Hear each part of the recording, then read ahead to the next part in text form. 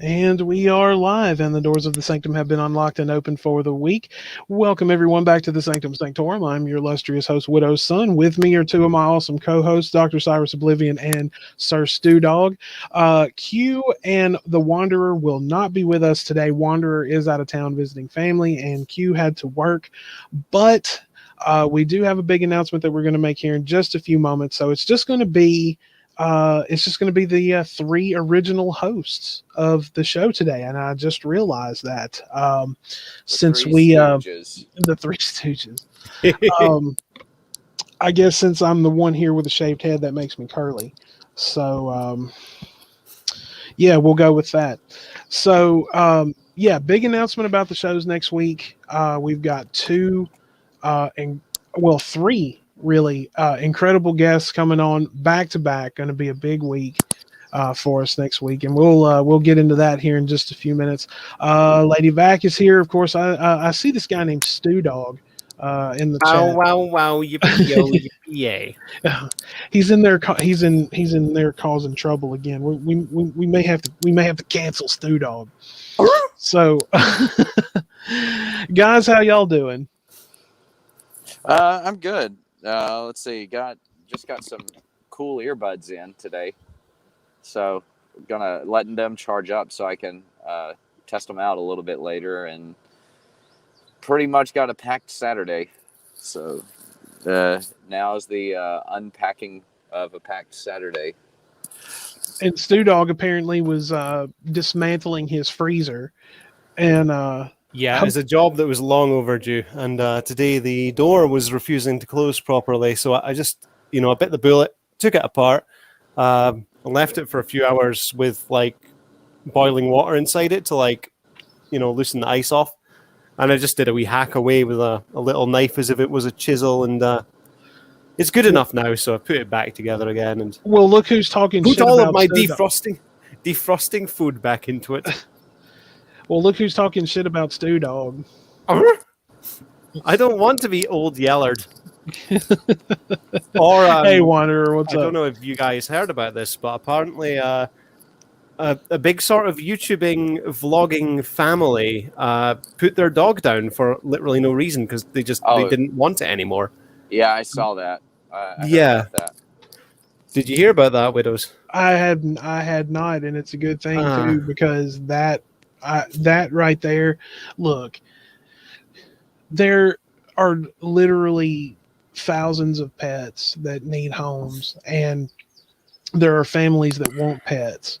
So I'm just going to say this: you are sick and cruel motherfuckers if your decision is to put your dog down instead of letting it be adopted by a loving family or giving it to a family that wants a pet, but or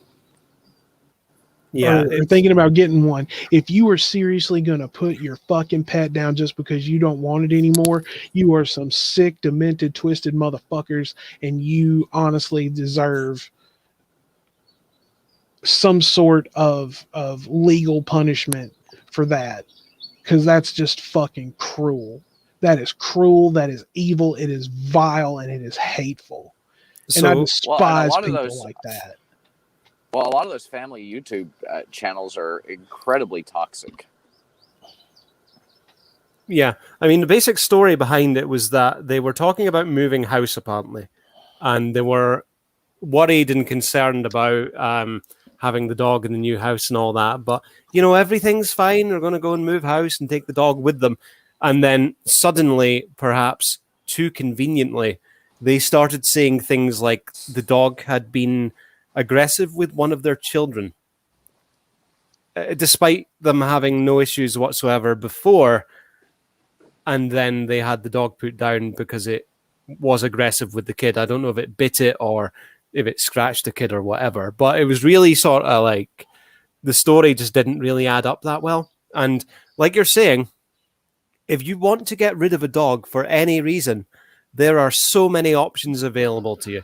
All you need to do is just go online and see if maybe someone's looking for a dog, or maybe pop by a local farm or something. Maybe the farmer needs a dog just for general help out with like pest control and stuff, you know. Oh yeah, And yeah. I mean, small there's dogs are great for pest control.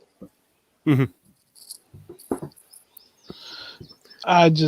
But yeah, it's fucked up, absolutely and utterly fucked up. Yeah, like it's.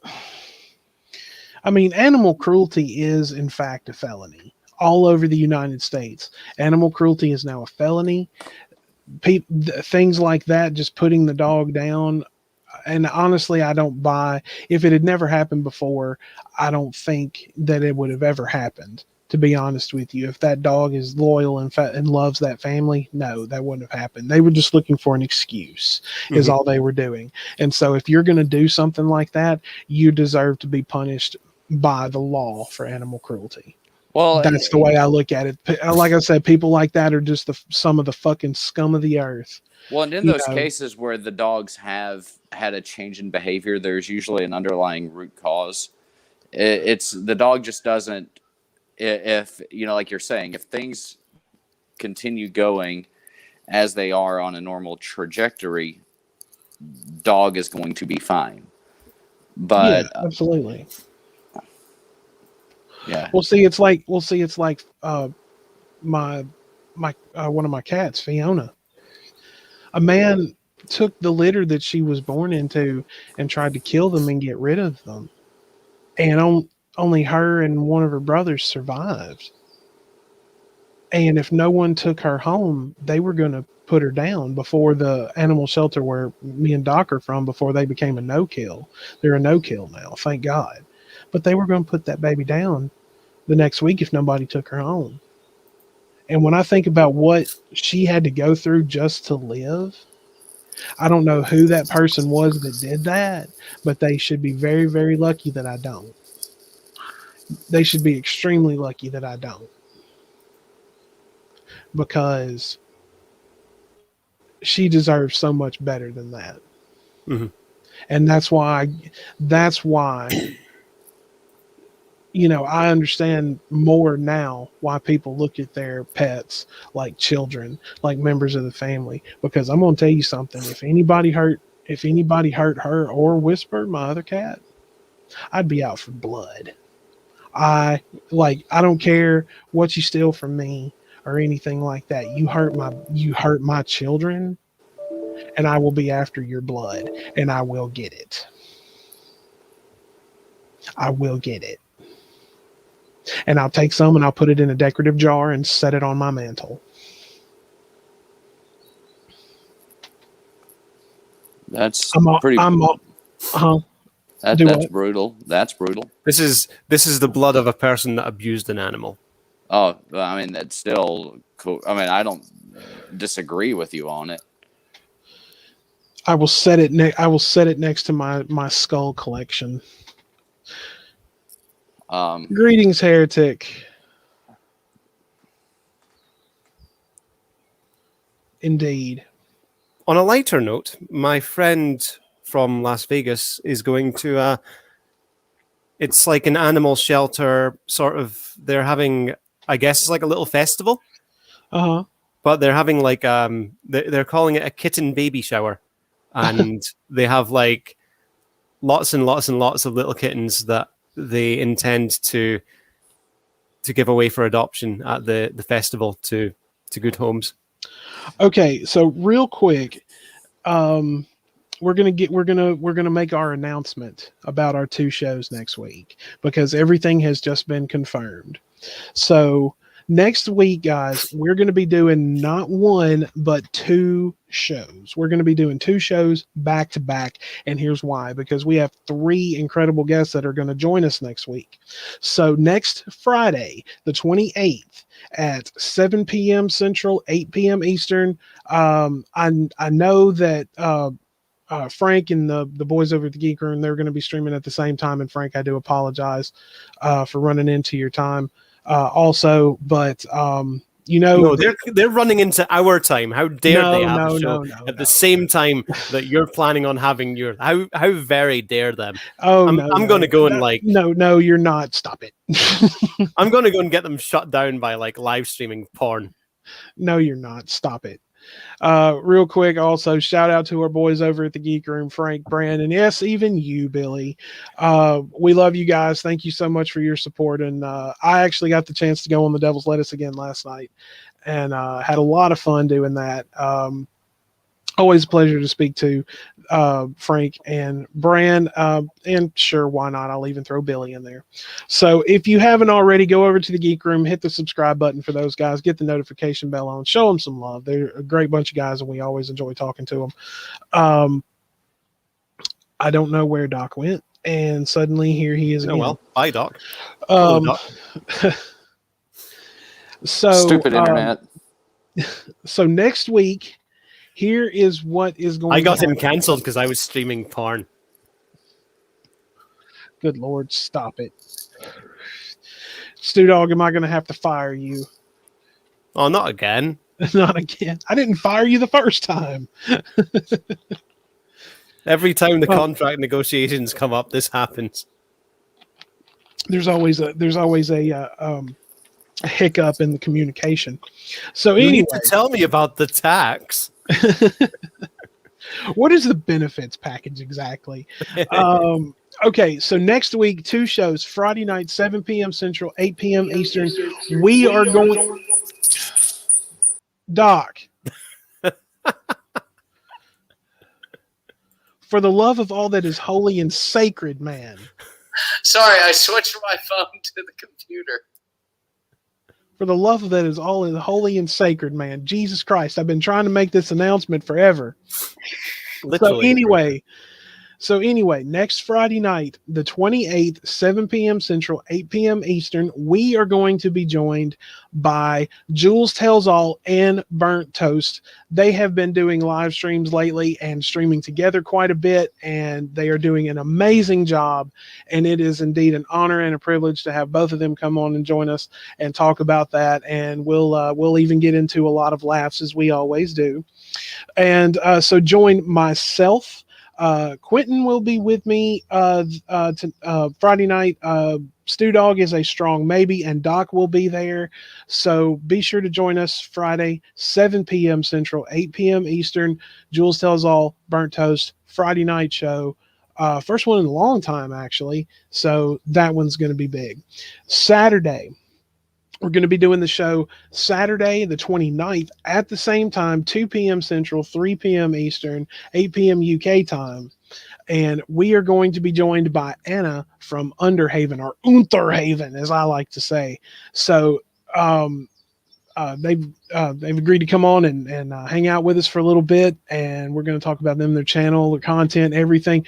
2 big shows coming up for us next week, so please come and join us. If you haven't already, go ahead and like the stream. It really helps us out, and we do appreciate all the love. Share the stream. And share the stream. Yes, send it out on your Twitter. Let's get us up to 5 viewers. 5 viewers, and then we can get up to 10. There we go. And Sir Hatman is here. I had a feeling he would be lurking in the shadows. It's always nice to see my mentor in the chat and interacting with us in some way. So yeah, we've got 2 big shows coming up. Like I said, Friday, Stu Dog is a big maybe, but it will be Q, myself, and Doc with Jules Tells All and Miss Burnt Toast. So yeah, that's going to be. I'm looking forward to that one. I really am. I'm looking forward to both of them. And hopefully Stu Dog can be there, because I know he enjoyed talking to Miss Burnt Toast when she came on for the 1 year. I went back and listened to that, actually. You didn't enjoy it when she was like sending you all those like photos and things. Oh Jesus, man! Let's not. You nearly had a stroke. You nearly wanted to like cancel the show altogether. It's like you wanted to retire. Yeah, I think I should have retired at that point. But you know what? You were like shell shocked. Trauma. Yeah. Because oh God. But yeah, we're not going to talk about that trauma anymore. We're going to put that in the vault, and we're going to leave it there. So, yeah, you can take that cup of haterade there, Stu Dog, and walk on home, boy. That's what you can do.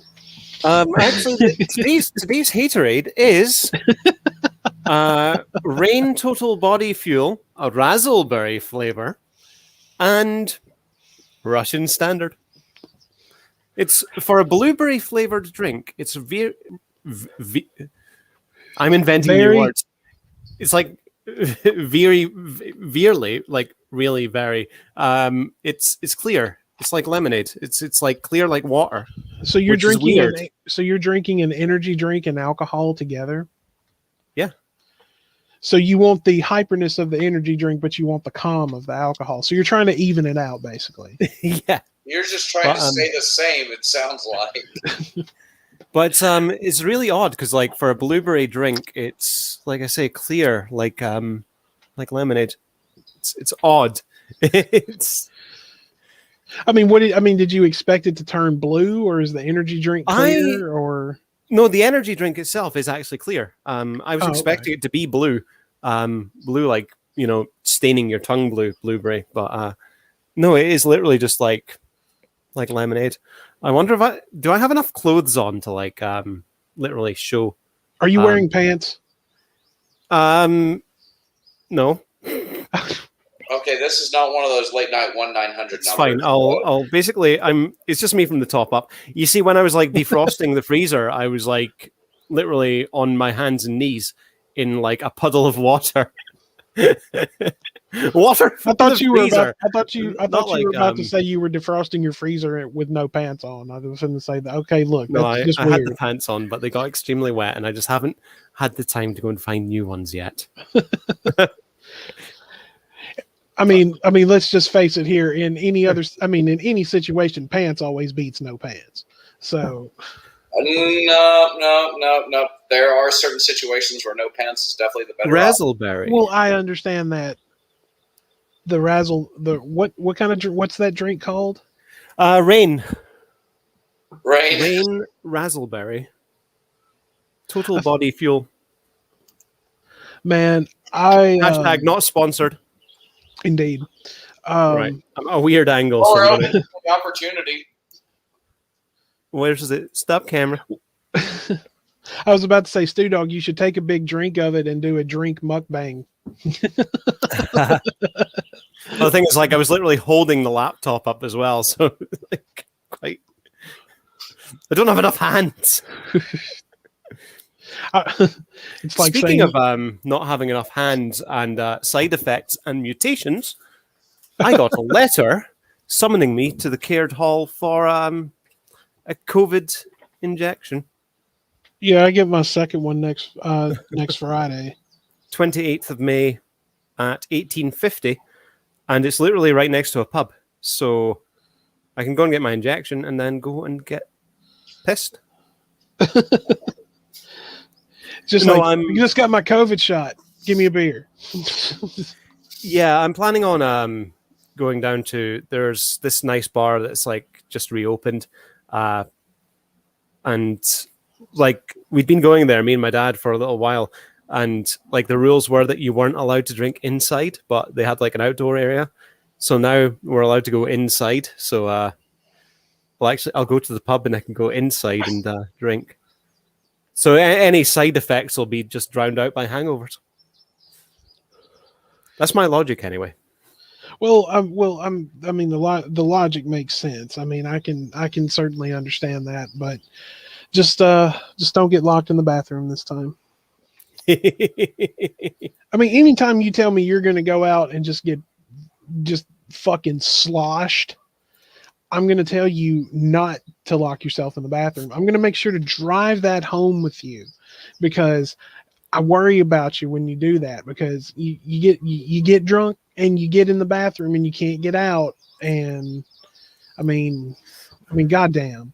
I find it amusing that the one thing that sticks in your mind is the being stuck in the bathroom and not the scar on the chin from falling out of the pub. Well, that too, but you know why that one resonates so heavily? It's because one of the first stories that you ever told me about, a stupor you were in, and it's seriously bathroom of space and time. It's seriously almost become like a running joke on here, because just every once in a while someone will say something and be like, "Just don't lock yourself in the bathroom." Stu Dog locked in the bathroom again. Come on. So yeah, it's just kind of that's why it sticks, is because it's just a little running joke in a way. I mean, the situation. I mean, come on. I mean, even you have to laugh at yourself about it too. I think it's hilarious. If you can't laugh at yourself, I mean, then what's the point? It's like something out of Star Trek. You have the Picard maneuver, the Riker maneuver. This is a Stu Dog maneuver. Getting hammered and can't figure out how to open a bathroom door. Safely secured in the bathroom. No Borg, no Klingons. He can't even get beamed out. He's safe. That puts a whole new meaning to the title "Drunken Sailor," doesn't it?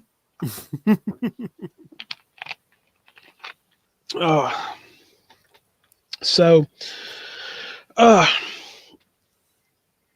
Stu Dog, what? Now I've seen your videos popping up lately. So what's been going on in YouTube land?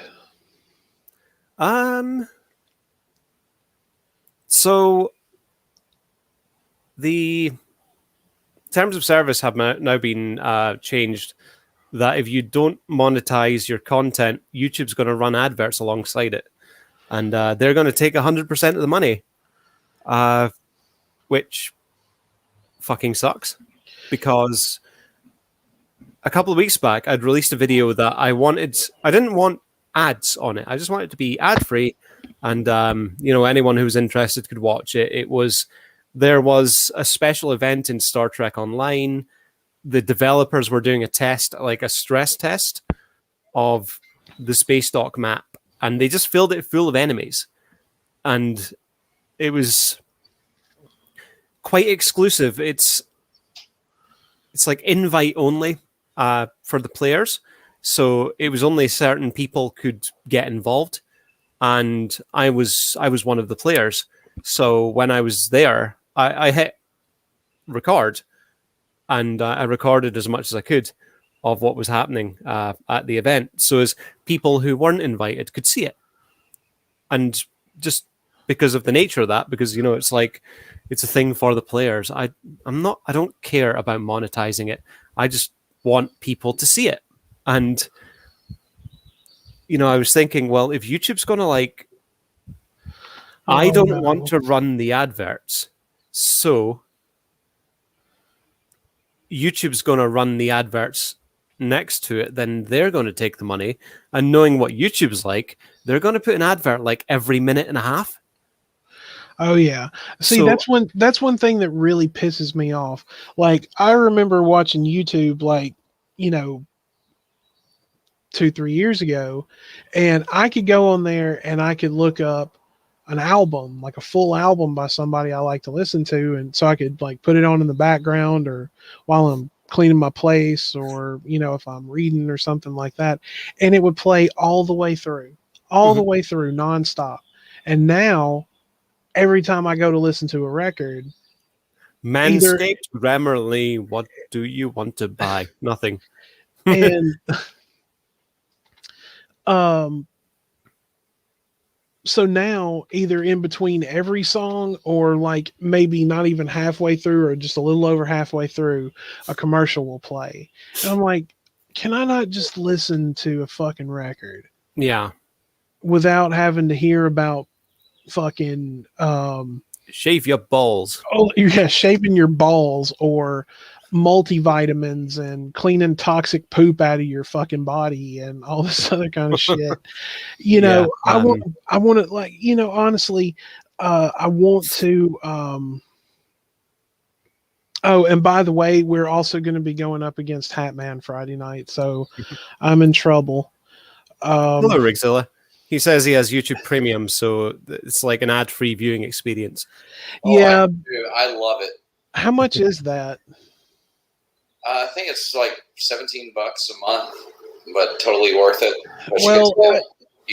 I did cancel. My WWE Network account was canceled since they moved everything over to Peacock, and so I've been thinking about trying it, but I'm not 100% yet. But yeah, I mean, my point is, I should be able to go and listen to The Wanderer. music. The thing is, it's forcing people to get into YouTube Premium. Yeah, Wanderer, I really have no doubt that it is. And the thing is, you know, the ad revenue earned by YouTube from like these ads on everything, it's going to be, you know, a tiny amount, but then, you know, the $17 a month off of people is going to be more than they would have got from the advertising. So it's like it's forcing people to basically give them more money, which is, I mean, from a corporate standpoint, they've got to pay for all their server costs and stuff like that. But I mean that's very true. But see, I think really what they should do. They only recently announced their figures. The sound you hear is Stu Dog grabbing a book. Stu Dog book? No. Yes, the YouTube Formula by Daryl Eves. It's. I remember you talking about that. Yeah, it came out a few months back, and I've been reading my way through it. But he mentioned that YouTube only publicly released their sort of figures a few years back. Here we go. YouTube has seen a 31% year-over-year growth. In 2020, YouTube announced their revenue for the first time ever. In 2019, they made $15.15 billion, which was nearly double that of the year before. Well, I mean, I will say this. I mean, YouTube has definitely changed over the years. I didn't really really get into it until probably about 3 or 4 years ago. Mm-hmm. And I made the whole channel and profile thing. I didn't know you could really do anything with it. I thought it was just like a profile. And then I slowly started figuring everything out. And I mostly just used it for music, like to pull up music videos or documentaries or what have you. And then, you know, I started watching Ron from Surviving Life, which I really enjoy his content. I don't know if you guys have ever watched his show, but his I've seen the Jared Genesis video. Oh yeah. Yeah, when he was in that video, my favorite line is when he's like, "Jared, if you come after me, I am not the guy you want to mess with." Well, he's right. He's right. Because wasn't he a hacker at one point or something? There's a lot of interesting sort of psychological analysis of him there. You know, like a man in his 30s sitting surrounded by his childhood toys. I mean, but, you know, and then I started, you know, watching like Markiplier and stuff like that, which incidentally, I'm watching him play that new Resident Evil game. All right. The Village. Yeah, Mrs. Tall Lady that everyone loves. Oh, yeah. I mean, because seriously, I've played a lot of the Resident Evil games, and she's one of the most badass characters that I've ever fucking seen. I mean, damn. Who's this? Lady Demetricu? Lady Testicles? Or...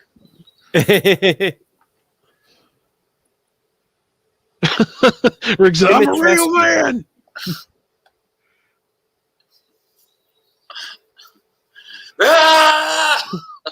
You understand me? I'm a real man. Don't play with me, boy. It's because of the frogs. Turn the frogs. Turn the freaking frogs gay. Turn the freaking frogs. In Minecraft.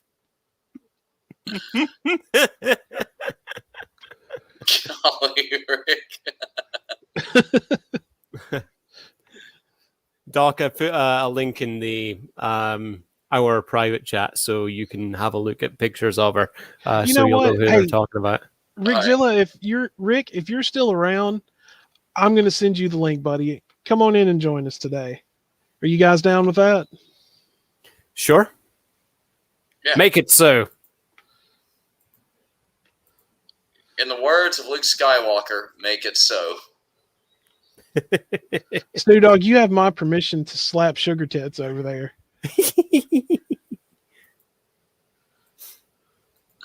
No, my favorite meme that someone did, and it's going to take a while. Sterno, I want that lady to walk on me.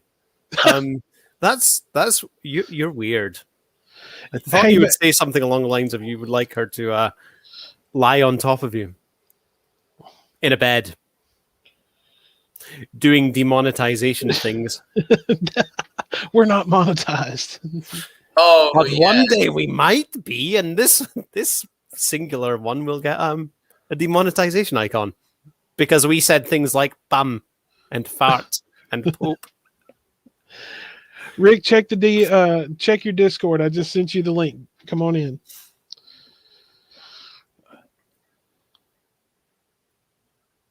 But yeah, back to what we were saying about the video that I'd made. When I was editing it, what I did was I deliberately put a breakpoint like right in the middle of it. So I'd recorded 2 runs of the sort of battle, and I just separated them and did sort of bits of clipping and editing, and then I did a sort of fade to black in between them. So it was like round 1, then round 2, and I deliberately positioned an advert right in the middle, as well as at the start and the end. Because if I'm controlling the adverts, it means YouTube isn't, True. Because, like I say, they would put them everywhere, every minute and a half, and I don't care about the money. I just want the players that are missing out to see it. I'm not a greedy person by any stretch of the means, but in the video that I'd made, Rick, Rick, get in here, buddy. The video that I'd made this week regarding the monetization, I said, take control of the ad revenue and deny YouTube from getting it. And I made a lot of sort of Robin Hood style references, take from the rich. Indeed. So, make the money work for you, put it in your own pocket. And so are you saying that you're attempting to be a YouTube Robin Hood? Is that what you're saying? I am Robin Hood. Now, are you like old school, like Disney Robin Hood, or are you like Kevin Costner Robin Hood? Nah, I'm like Jonas Armstrong Robin Hood from the BBC like 10 years ago when the Sheriff of Nottingham, Keith Allen, was like, Robin now, wait Hood a minute. is a terrorist. And this is a war against terror. The sheriff would have his weapons of mass destruction, and it was like Damascus steel armor and like fire-based tar weapons. Rick, check your DMs, man. He had a weapon of mass destruction, a biological weapon. It was deadly nightshade mushroom poisoning. Well, I mean, it was his bio weapon.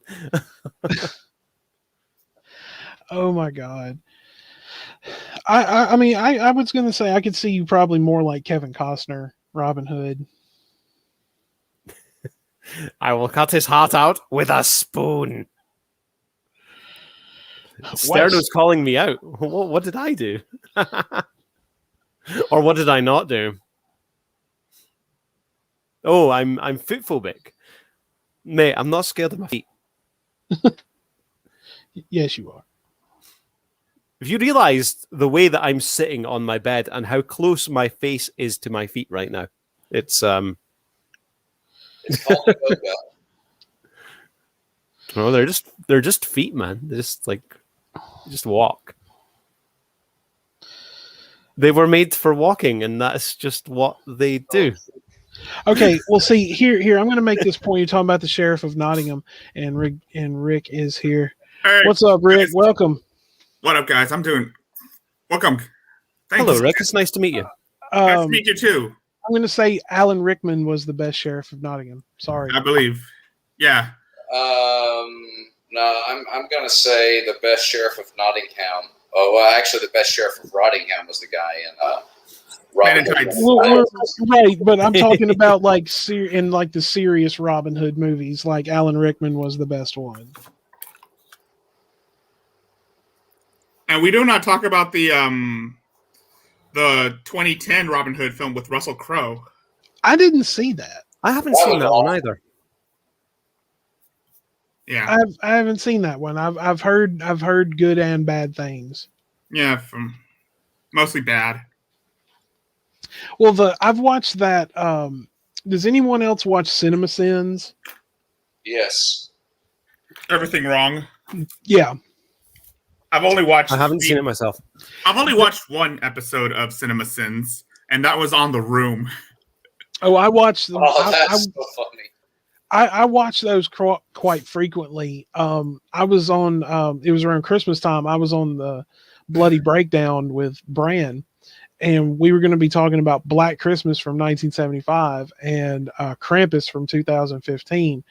Well, I hadn't seen the old version in forever, so I found it for free on YouTube. I watched it, and I couldn't find Krampus because I really was kind of iffy about that movie. And I watched the Cinema Sins rundown of it. I'm like, okay, I know all I need to know. I just learned everything I needed to know in about 15 minutes. So thank you very, very much. Yeah, I watched that guy.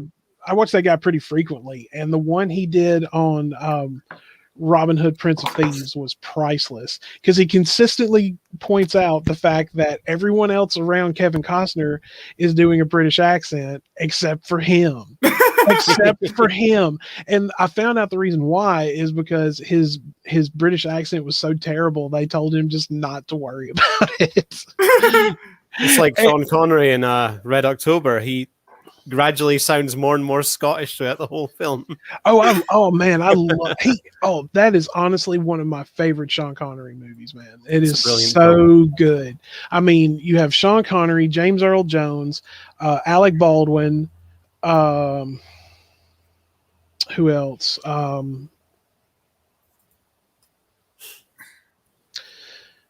can't think of his name. He was Sean Connery's second in command. Oh man, I can't remember. It's been so long. I do remember that the lady who played the Doctor, Gates McFadden, Beverly Crusher from Tim Star Curry. Trek, was in that movie as well. And Tim Curry was in that movie. Wow, he was the Doctor. He was the Doctor. on the Red October, he was the Doctor. But yeah, that's one of my all-time favorite Sean Connery movies. But I remember the first time I watched Prince of Thieves and he popped up right there at the end. I'm just like, wow. He was a king, wasn't he? He was King Richard. Yeah, he was King Richard. I did not see that coming. I'm like, and they couldn't have picked anybody better to just make a small cameo playing King Richard. So, I mean, the only thing I remember from Prince of Thieves was that song at the end by Bryan Adams. Brian Adams. Everything I do, I'll do it for you. Stewie, that's the worst thing I've ever seen. Beautiful. That makes me cry. Stewie, that was the worst thing I've ever seen. And I've seen Peter when he was frozen in sex face. Family Guy.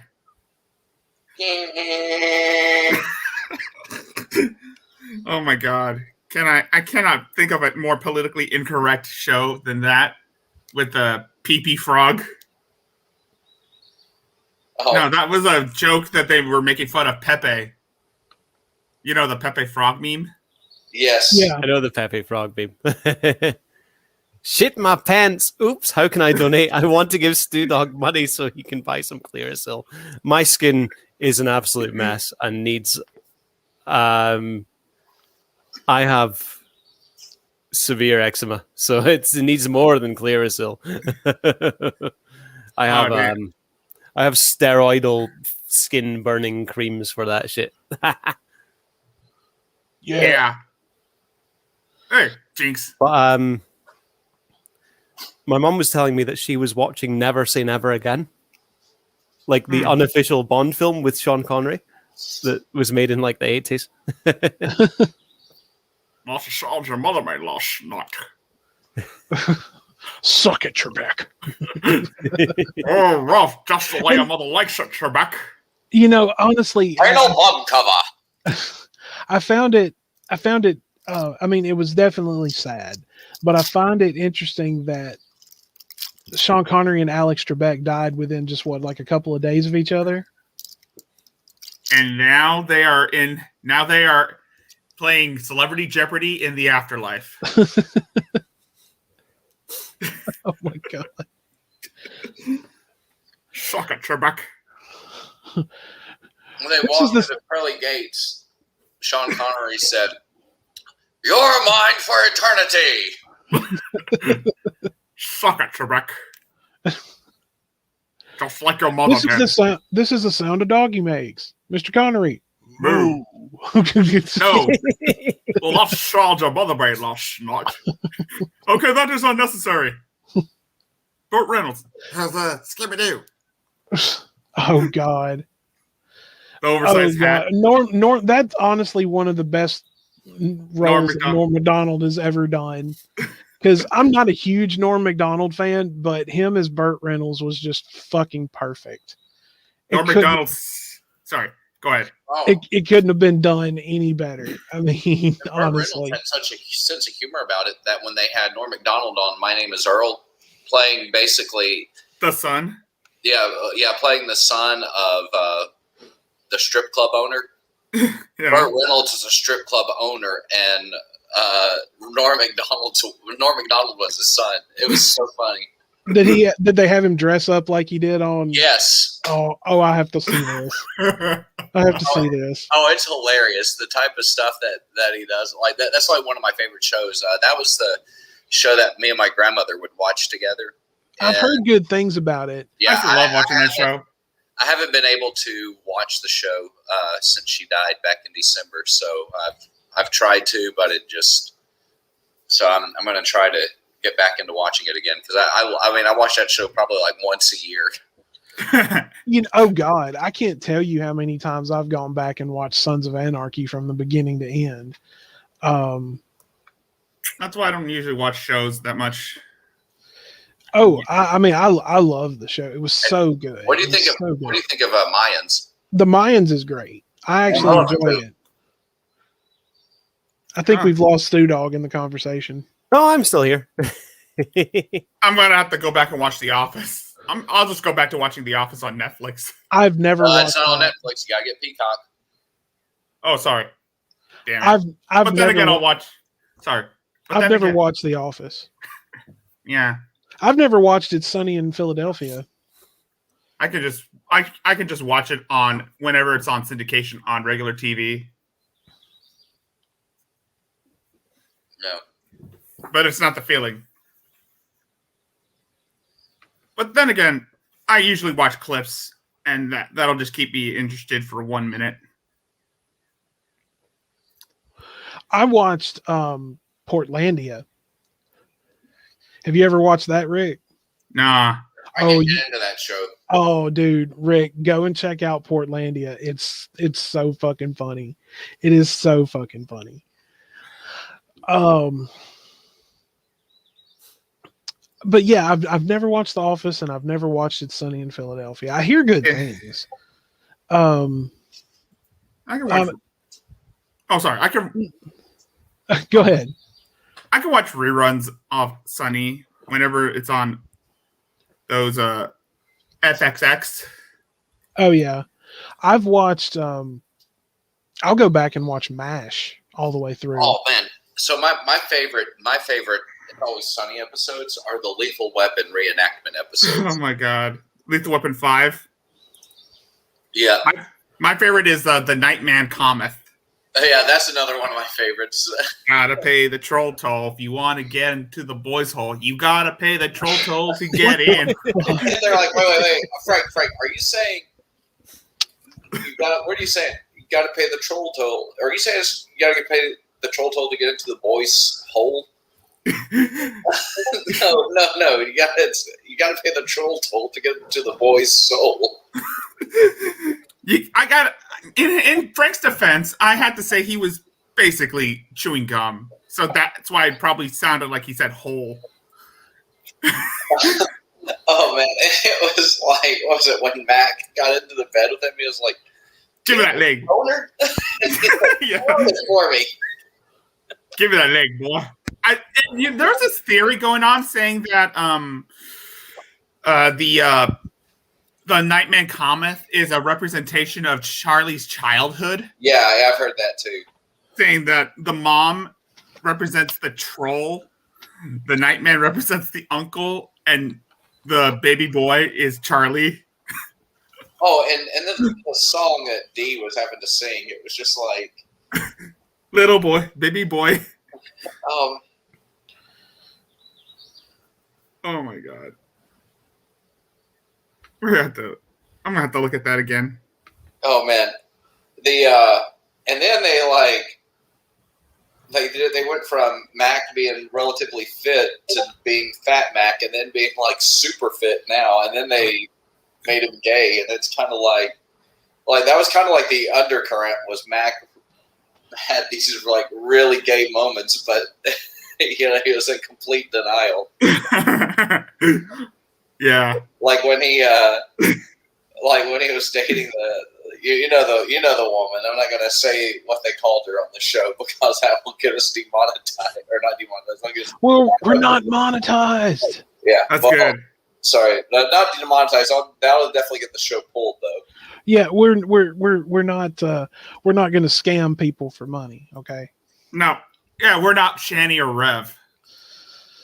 Well, it could be monetized. Like if you hit a certain viewership threshold with YouTube, you do get monetized. Yeah, it's 1,000. Okay, come on, people, help us get there. Yeah, same here too. Oh yeah, and Rick, congratulations to you for hitting 200, bro. Yeah, it was I didn't think I was gonna do it, but I did. It was something great, and I still like to thank you guys for being there for me. Oh, absolutely, absolutely, man. I mean, just kind of.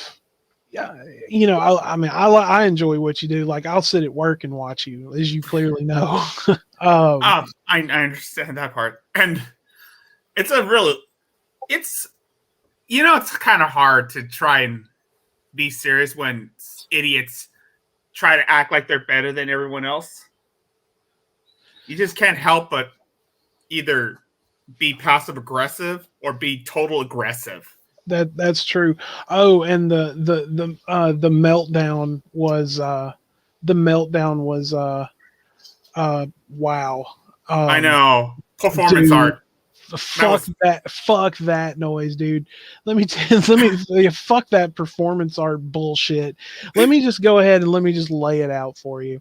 All right, so I get home and I'm laying down and I see this and I'm like, okay, because I kept seeing stuff about her punching a computer. And so I go and I look it up and I'm like, why the big mad? And I kind of got a synopsis of it. And then I went to the new one she was doing and it was the same goddamn thing. It was the same thing. It was the crocodile tears. The CNN tears. It was the getting people fired and all this other kind of stuff. And I'm like, oh, dude. I've seen worse. If you guys aren't aware of what we're talking about, when we had Bran on last time, we talked about Shani and Rev a little bit, and I'm sure we'll get into it a little bit more since Rick's here today. She like went batshit insane. No, she went like fucking DEFCON 5 on that fucking on that fucking stream, dude. I mean, and a lot of what people were saying in the chat was true. It's like you're not quite understanding what you're doing. Like she can't. So that's the thing. She can't understand because her ego won't let her. Her ego is all she cares about. And once you heard it, she will retaliate. This is the thing with Shani is that the reason why she can't be helped is that she only wants validation from others. the only people she's willing to accept in her life are those who facilitate her delusions. If you're not willing to do that, then you upset her. She'll disavow you, talk shit about you, and throw you under the bus. And what we saw in that stream on her other channel, the Stoner Shanny, which is going to be the basis for my new series called Matwoman Rising. Oh, see. Now I have a theory. About I have that. no issues with being an ugly Scottish man. Wait until you see me in my kilt. Oh God, no! Please. As we all know, Irishmen and Scotsmen, we don't wear anything under our kilts. So Ain't nobody want to see that. Ain't nobody want to see that. It depends. If you're at a wedding, everybody wants to see it. Oh Jesus. But wow. Just I know. Wow. But no, I have a theory about this. She's not going to do the drama shit on Shanny for Christ because it's monetized. So now she can turn her attention to a low sub count channel where she can do all that shit and think people aren't going to care. Yeah, because it's the same thing. She's not that smart. She's not that smart anyways. But then again, well, no, I mean, if you think about it, it really makes sense. Yeah. Because Yeah. I mean, the first time like she really started streaming on that channel again, what the fuck happened? Like, Exactly. it was pretty much inevitable, is in my opinion. I know. I called it first. I mean, then again, Shanny's been doing this for years, and and now that she's monetized on her main channel, she thinks that everything is gonna fall into her hands. Okay. Let me ask a question real quick, Sir Stew Dog. When you got notified that you were going to be monetized, how long did that take? Like, how long did you have to wait for it to happen? Less than a day, my dude. Less than a day. Basically, what happened was, so since last November, I'd been randomly hitting topics that had been netting me like large amounts of, I guess you could call it like viral watch time, right? So Wow. I had over 1,000 subscribers, but I only had about 1,600 hours of watch time. And your threshold that you need to hit is 4,000 hours over the space of a year. So in November, I think it was a lady who killed an owl got murdered in Colombia. I released a video, and that netted like hundreds and hundreds of hours of watch time towards my threshold. And then a month later, the man that I covered last week, Stas Reefley, who locked his girlfriend outside in a freezing cold Russian winter, I did my first video about him, about the time it happened. And then that video netted me like another 1,000 hours of watch time. So by this stage, we were over the 3,000 hours mark. And then the next month, I can't remember what it was, but something else happened. There was a prankster channel. He'd went into a shop, like a 7-Eleven, with basically a fistful of knives. And he was like in the middle of the shop, pretending he was like trying to rob people and like rob the store. And someone else in the store exercised their, is it the Second Amendment right? And just pulled out a gun and just shot him in the face. Jesus. Because they felt that the lives of themselves and others around them were in immediate danger. So they didn't think twice. They just shot the dude dead. And it was one of those, just a prank, bro, gone wrong, but they killed him right there and then. That netted me like pretty much close to the 4,000. And at the very end of that month, I made a video about Fallout the Frontier, which that one video made like 3,000 hours worth of watch time on its own. So I went over the limit by miles. I went past it spectacularly. Got my email, so you can sign up for an alert in monetization. You're like, tell me when I'm at the threshold and when I can apply for it. I got that email. I applied for it, and then 24 hours later, it says your channel's good. You're monetized now. Congratulations. So yeah. Hot damn.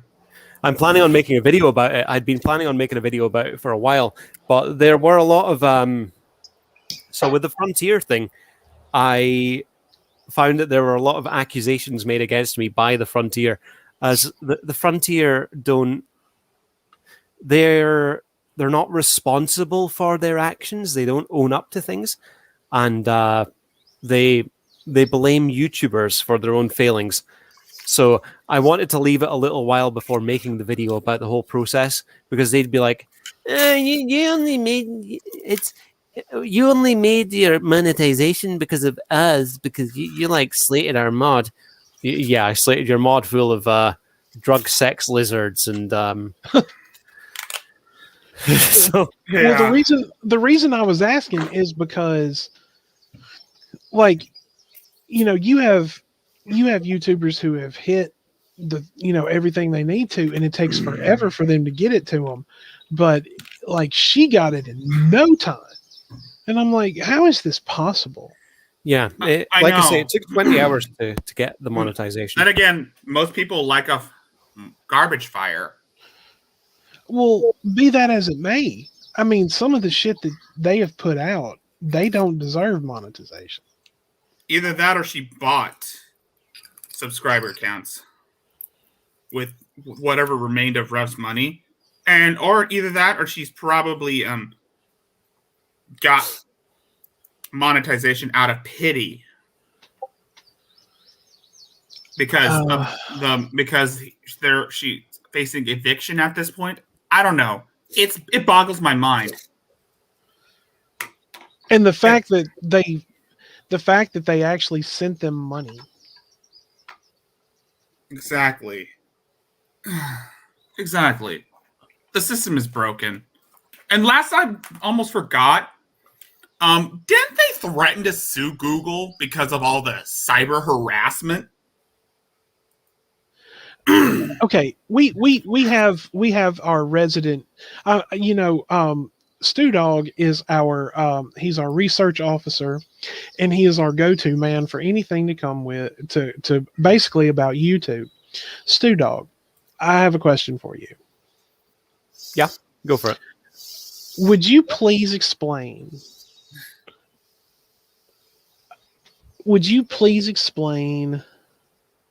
the Fair Use Act, please? Okay, so Fair Use Act in regards to copyright means that you can use pieces of copyrighted content without permission if you are actively commenting and criticizing on it, if you are talking about it, if you are showing it for educational purposes. There are another few things on the side that don't matter so much, but it's along the lines of you can use whatever you want or whatever you need to. And as long as you're cutting and snipping out sort of irrelevant parts as well. I mean, if you were going to do a full-on reaction to someone's entire video, then do a reaction to every single piece of it, every single bit of it. But anything that you're not reacting to, cut and remove that part out. Think of it along the lines of selected quotations or cited quotations.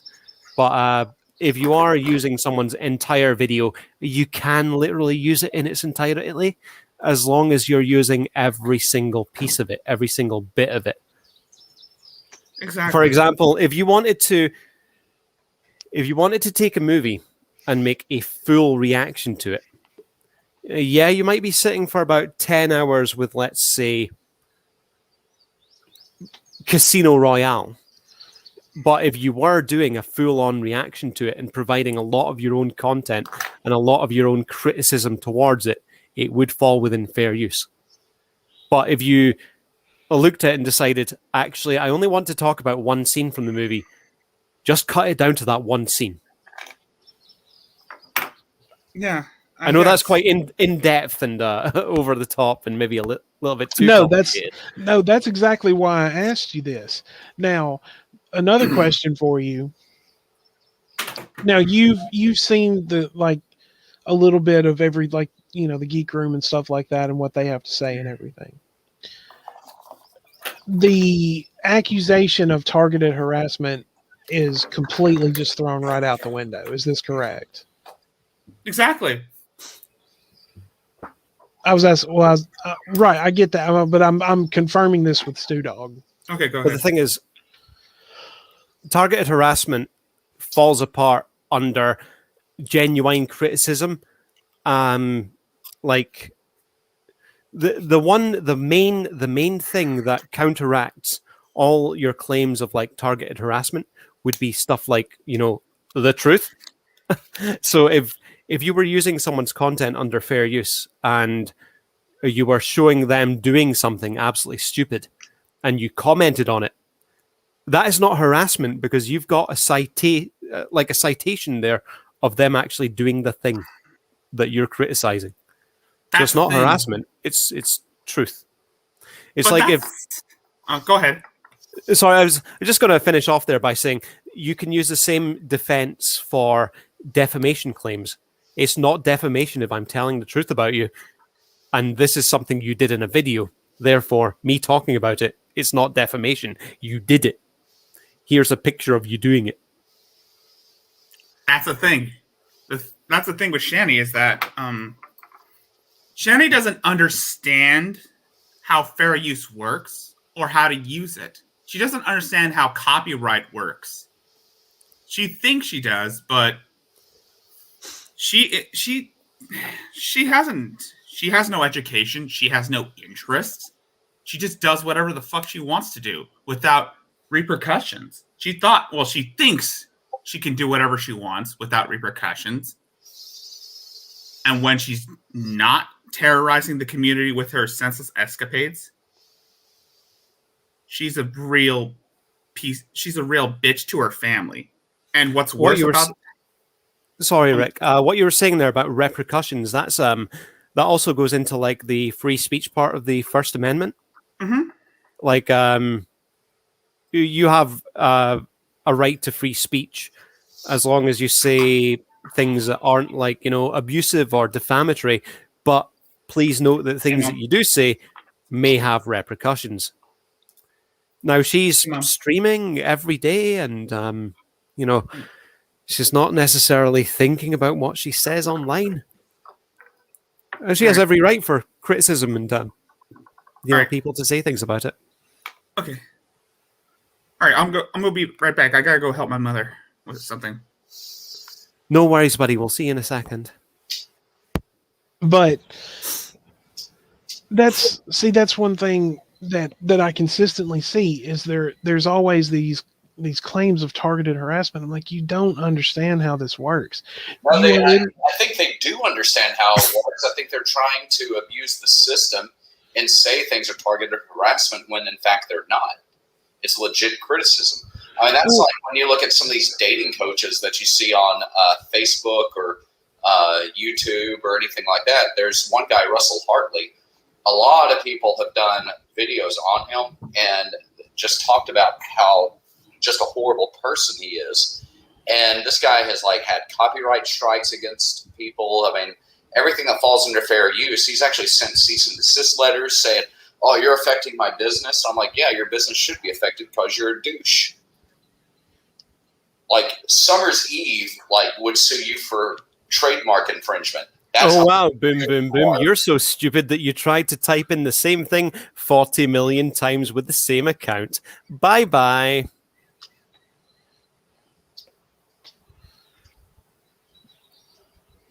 I really think it's not so much. I really think it's just people trying to take advantage of the system. more than, and I think they know what they're doing, because you go after people who you know won't fight back. Because the problem is that they, like anybody who has any amount of resources, they never go after when that person criticizes them. They would like come after a channel like ours.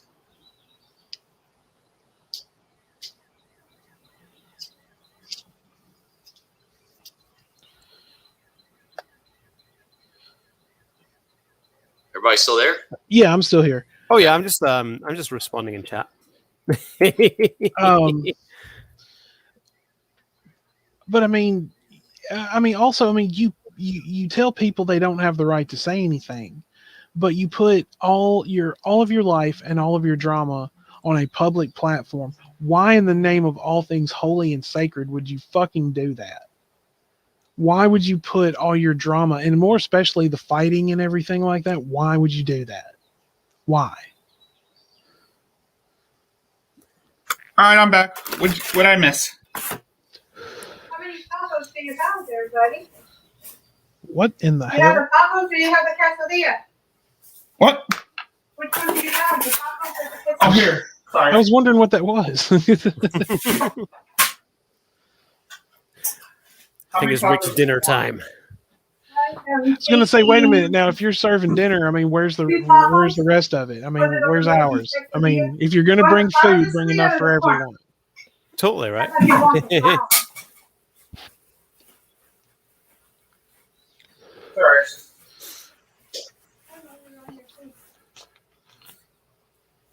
Oh, the pizza don't fit in. We're gonna make it tonight. Okay. But, or you gonna cook? You know, Put it in the fridge? Yeah, sure. a while back when I was doing the Jared Wars response series, and something that repeatedly came up was him saying that he's exercising his right to free speech, and using it for like defamation and like bullying and harassment. It's like, that's not free speech, mate. And then whenever someone called him out, he's all like, I'm using my free speech. I'm using my free speech. I'm using my free Basically, speech. something Shanny has claimed to said. Rick, now, if you're going to bring food, you have to bring enough for everyone. My bad. There's another part in the Constitution, the Fifth Amendment, which means you also have the right to remain silent. Anything you say the right to remain silent and not be a dick, just like, stop saying stupid things on the internet. Think before you speak. That's what I said. The main thing is that these issues with the sort of people who are fighting about, like, well, I'm allowed to have free speech and no one else is allowed to criticize me and no one else is allowed to have their free speech. This all seems to come from these idiots who utilize like live stream stuff. It's like, well, if you sat down and recorded a video and just like, put it into an editor, went through it and maybe thought, oh, I got a little bit leery there, or maybe cut that bit out and not publish that, because I go through my own videos when I'm like recording and it's like, yeah, maybe I don't need to say that. Maybe I don't need to say this. And I cut it out. There are a lot of times that I look at things and think about things and think, yeah, I'm going to fall afoul of guidelines here, or I'm going to hurt someone's feelings with this video, and I just cut out and remove it. It's like, yeah, it doesn't need to be said. Exactly. Like I said in my last videos, my last streams is this. Whenever Shanny is always called out, her first response is either to bully someone or threaten to send in the police, detectives, FBI after people, especially people like Jules. Because right now her main target is Jules, and she is threatening to send the police after her or threatening physical violence. And I'm like, no, bitch, that's not how this works. It's something like this, is that these people think that if they call the cops on something you said about them, they automatically think that the police are gonna snap in action to help them out. And I'm just like, no, that's not how this works. There's nothing you can do that would warrant any police intervention over trivial stuff on the internet. You need to think a little before you do something, because odds are you put very little thought in what you upload. Agreed. And another one of the many things that Shani also takes serious, aside from copyright infringement, are death threats. And oh boy, she has made countless death threats towards people in the past. I mean, that's a notification from Tav. From Tav, the Von Helton watch party. Oh, okay. All right, what was I gonna say? Oh yeah, Shani has made death threats towards people, and one of the many death threats, aside from the whole making fun of the death of Trevor, was the virus threat, when the big sickness was becoming a huge thing. It still is right now, but when it was at its peak, Shani wished someone to get the virus because that person didn't agree with her narrative on the thing regarding 62 IQ sex misfortune. And this guy that she was threatening the virus with was actually a lawyer who handles this type of shit. You know Nate Brody, right? Yeah. Yeah, that's who she was targeting at the time. And I think the person that she was trying to defend Cheshire, I think. And Frank covered this in a video he did last year, back before he had his channel, Crude AF. Because he was still doing videos on the Geek Room's main channel before he... Yeah. And I covered the same video last year, too. And I was like, Jesus Christ, this woman is insane. And then I'm like, yes, this woman is mentally ill. Now, before anyone says it's not a mental illness, it is her borderline personality disorder, that shit doesn't fly. I don't like to hear that, because that's one of the things that really pisses me off. Pisses me off about these people is that every time they're being called out for stupid shit that they do, they always resort to mental. My mental illness is a shield. Like, yeah, go and stab someone and see how far that shield gets you in a court of law. Oh, okay, Exactly. Honestly, having been in relationships with women that have borderline personality disorder, I have no sympathy whenever someone says, "Oh, it's my borderline personality disorder. Or I have a mental illness." I'm like, that still doesn't give you a right to treat people like shit.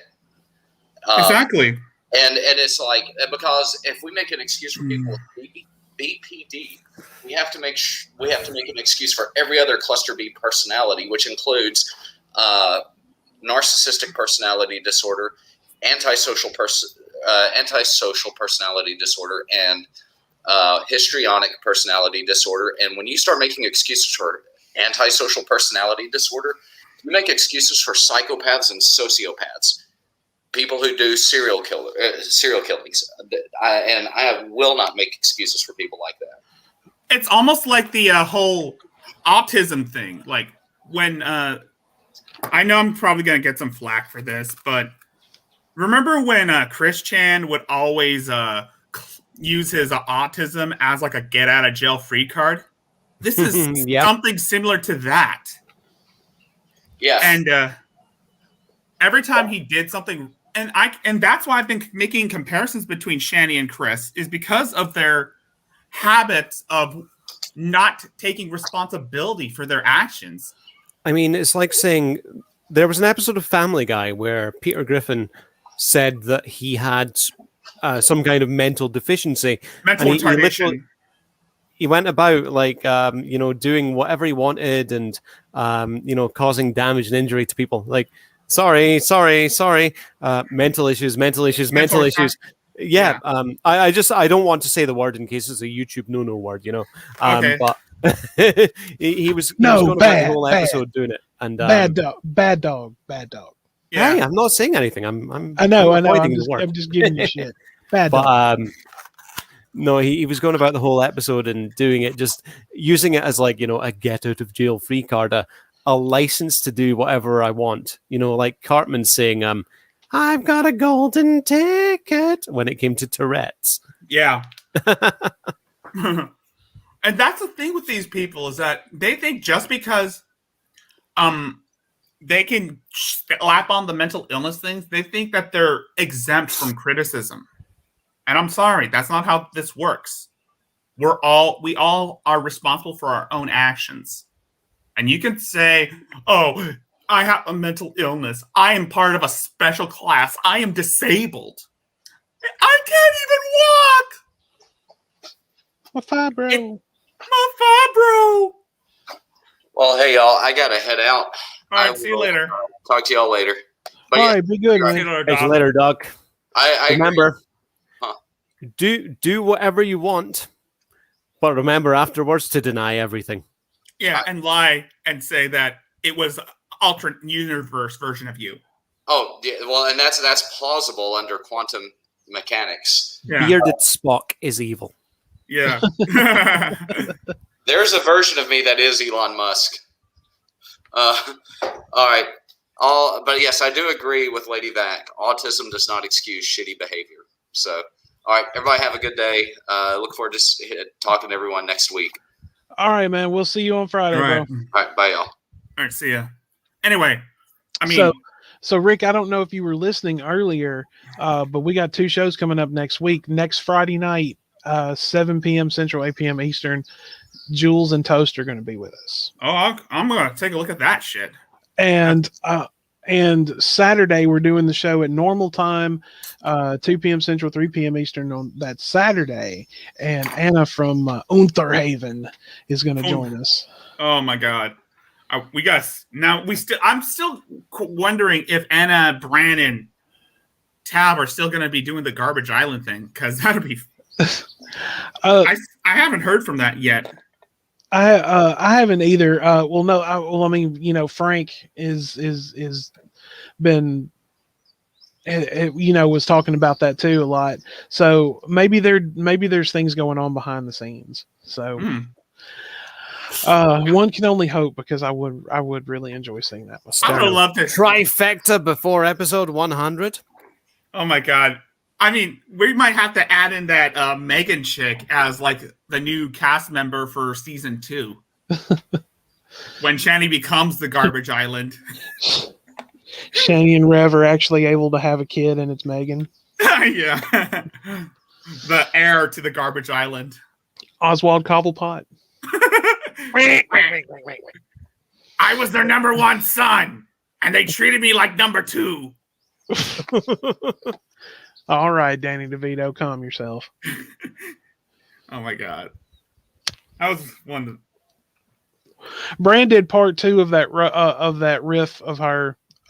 He was doing that earlier today. I didn't. I called it for a second, and then it was time for us to go on.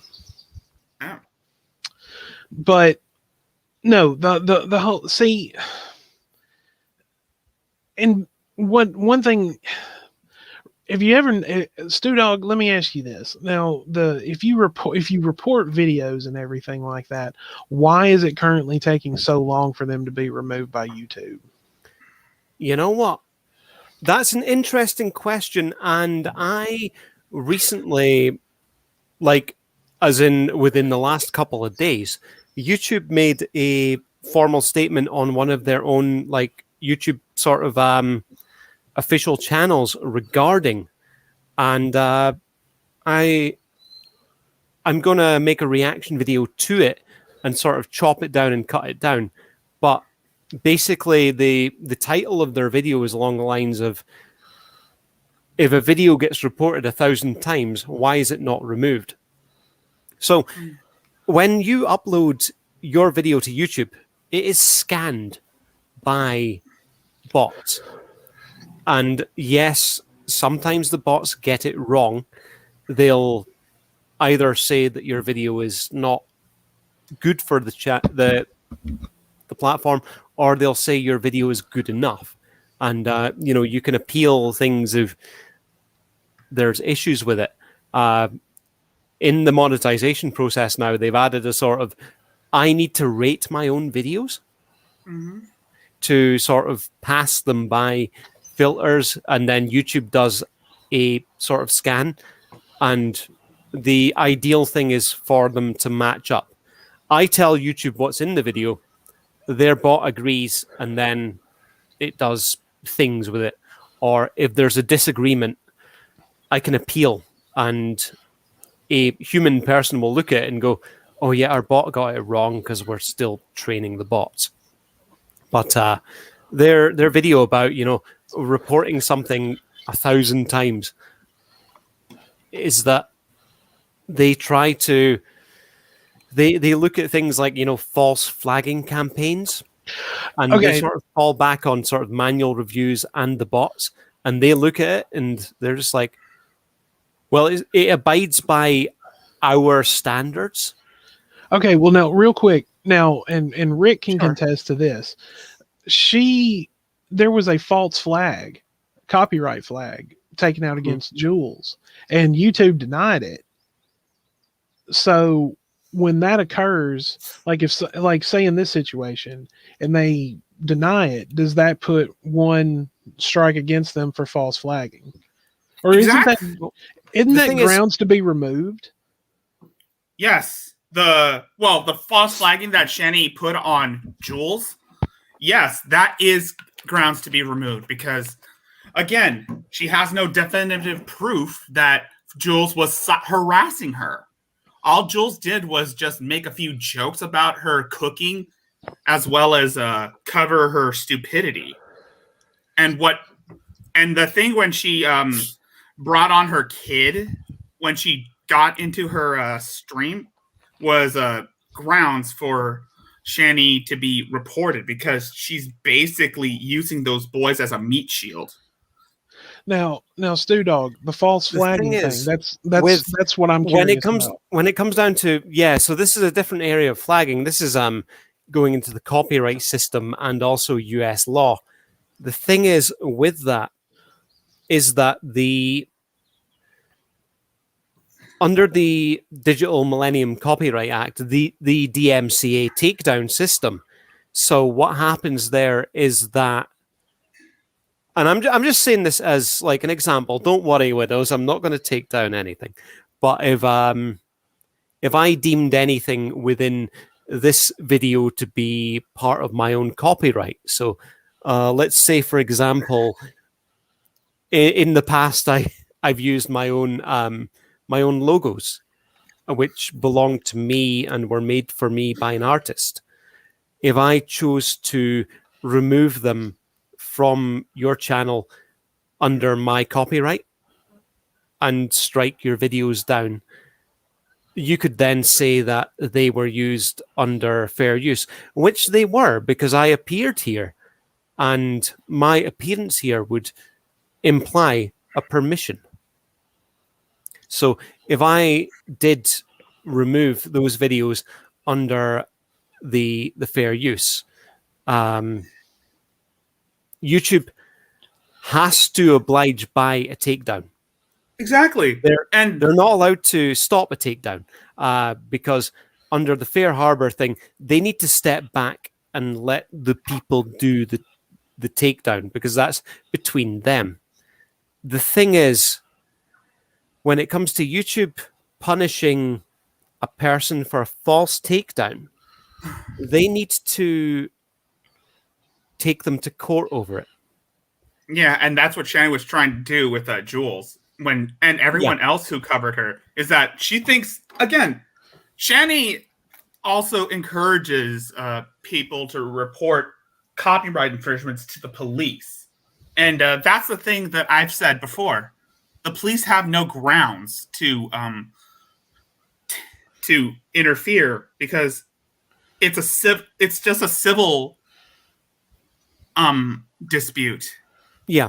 The thing with the YouTube getting involved with them though, and the YouTube punishment of false takedowns is that if YouTube was to punish a person for false takedowns, YouTube would have to prove it in a court of law, which, as far as I know, they've only done once. There was a man who was performing. It was like a scammer extortion thing. And that's So what they're doing. What this guy would do would be that he would launch false takedowns against people's channels, and then say, "You know what? I'll release my takedowns if you give me $3,000, and if you don't give me the $3,000 in a week, I'll make a third takedown and destroy your channel." The guy was just doing it to try and turn a profit. Exactly. That's YouTube sued, but the thing is, they would also need to pay their legal team, and that's one of the reasons why they don't go after these false abusers. Is they don't want to be spending all of this money on like lawyers to go after, tons and tons and tons of people. There are so many false takedowns that happen, but at the end of the day, that would cut into the YouTube budget so much that they just. But they just made what, $15.15 billion? I mean, Jesus Christ. Yeah. But there are only how many courts in California that they could fill with these cases, and they need to have this one or two landmark cases to make a big example, and that was one of them. And I guess it's not made an example, but maybe in future, if there was something absolutely massive that they could bring up there, they might be willing to pay for their lawyers. But in my point of view, that they need to look at a change in the law. The DMCA takedown seems a bit outdated and very open for abuse. Exactly. Like I say, I could literally sue Widow's son for my artwork appearing in his videos. Don't worry, I'm not going to do it. I'm not a dick. But Yes, you are. Yes, you are. You're just gonna try to hurt me. Yeah. Yeah. And yes, Widow. And by the way, Shanny, Widow has a job. That I do. Yeah. Stu Dog, she called me out and said that I had no job and I was a racist. Yeah. Oh my god. And I'm thinking, okay, all right, let's take. I'm like, okay, let's take stock here. I've been up all night long at work, and you have been at home doing nothing except smoking weed, which is cool. But also, yeah, exactly. But doing nothing, and you slept. I didn't. So, like, no, don't even. And the fact that you think I'm a racist, you know what? You can go fuck yourself, because any of my friends and family will tell you, referring me to in that manner that's seriously like a fucking insult to me. That hurts to the core. I have just applied an image to your stream right now so I can copyright strike you. Well, I made that myself. Yeah. It looks like a Simpsons character almost. Oh my god. Oh yes, it's the Sneed thing from the Simpsons. It was a big Fallout Frontier meme. Yeah. Okay, so yeah. And this is what go ahead. But yeah, that's the sort of thing that people can do to literally abuse copyright. Just they make their own things and they show them on streams like this, and then they file copyright complaints like, that's my logo. The thing is with Shanny is that sorry, you were saying something? Oh no, well, all I was going to say is what they don't realize is there is intellectual property. Yes, that is your intellectual property. That does not give it a copyright. If you want a copyright, you have to go and file federal paperwork. That's the thing. Widows now, they've changed the law a little bit. The second that it's turned into a form of transmission, so the second it's written on paper, the second it's displayed as a photo online, the second it's written down or made in a video file, the copyright exists. Oh wow! So that can be used in a YouTube sort of copyright dispute for a takedown. But the thing is, though, if the takedown needs to go further into a court of law, it needs that sort of copyright patent in the office to be made on it. The thing is... Oh, sorry, you were saying something? Yeah, I was going to say that. So imagine that hypothetical example again, me taking Widows down for a copyright infringement for showing my logo.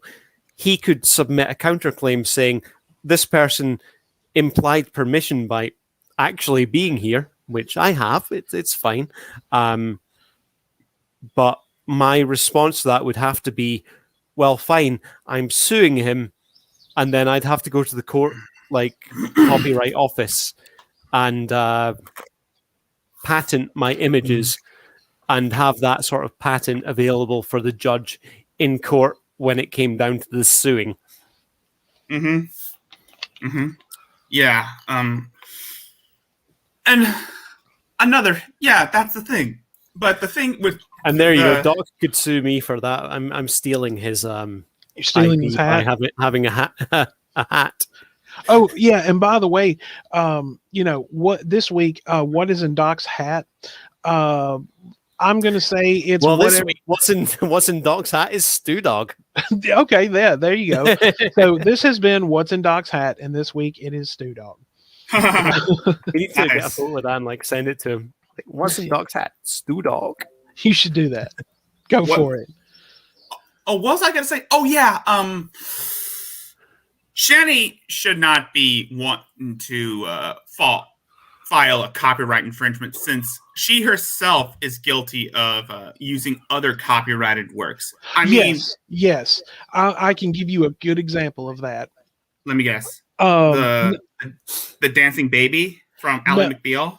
No. Well, actually, that's a good one. Yep. Yeah. No.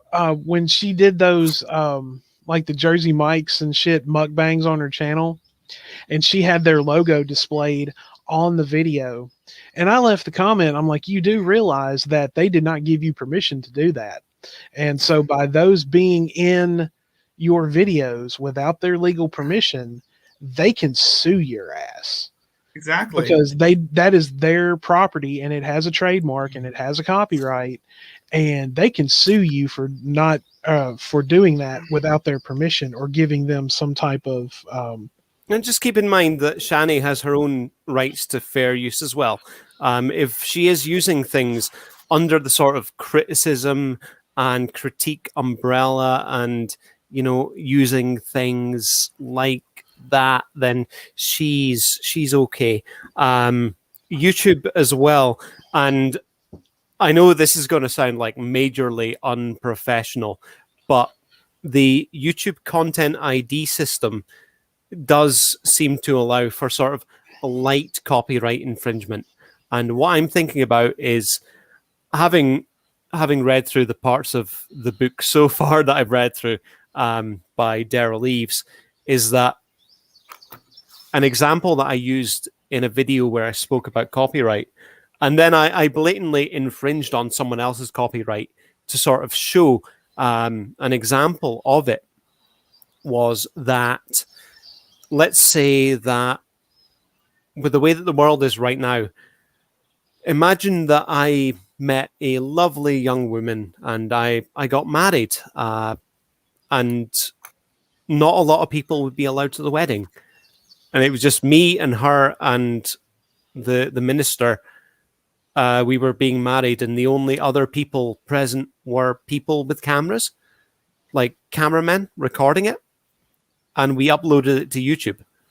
And I would have my wedding song which would be, I don't know, Party Up by DMX.